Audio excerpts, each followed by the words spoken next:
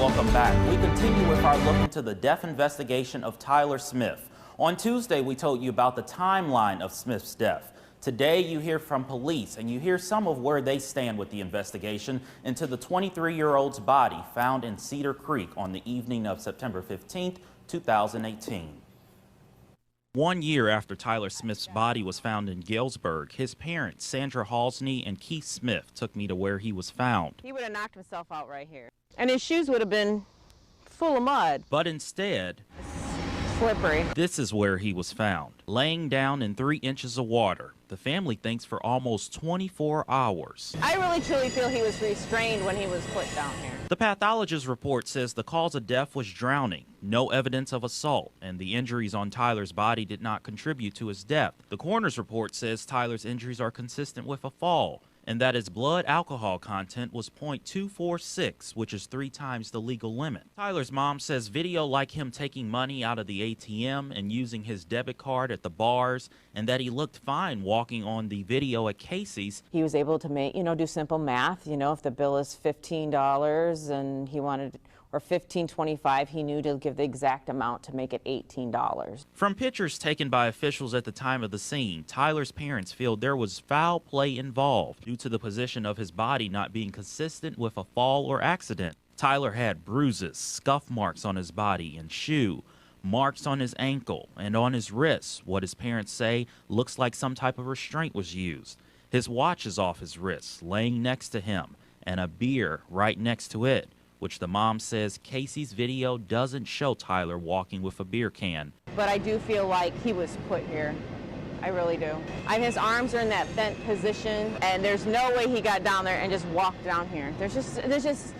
I just don't see the purpose of it. Why would he do that? And as far as more surveillance video goes on this street, other than the Casey's, the family says they asked this business right here, but by the time they checked their cameras, they didn't see Tyler on them. Now, across the street, there's another building, which at the time, they didn't have any cameras. Now they do. The family says if Tyler would have kept walking down this street, he would have made contact with that fence and would have had to go around.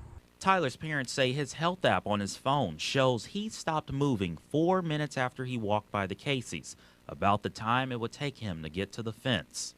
Halsney says with all the possibilities, the officials were quick to make a judgment. As soon as that autopsy was done, they were done. He drowned. Former police chief David Christensen was over the Galesburg Police Department at the time. He's since retired. He says throughout his career, this case doesn't come close to being foul play. Usually clear-cut evidence that the victim fell prey to some kind of an act at the hand of another. Clearly a bullet wound or, stab marks or evidence of a fight, severe facial injuries, broken bones, those sorts of things. This case did have a lot of that. Not according to the pathologist, it didn't. Any pictures that you saw?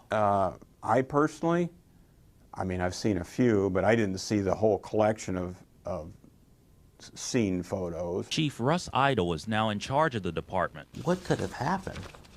Does this look like accidental? Pathologists and the crime scene experts have looked at all of the evidence and determined that there is zero evidence of foul play at all. So yes, it looks accidental. How would he manage to get all the way down to where that is? You have to understand a lot of the information that's coming out is completely wrong. But Chief Idle told me he's not accusing the family of putting out wrong information, but instead what's said on social media. Although the family feels the police department has not come close to providing any justice since the start of the case. But to the point of gross negligence and just blowing off some young kid that didn't matter to you, that's not acceptable.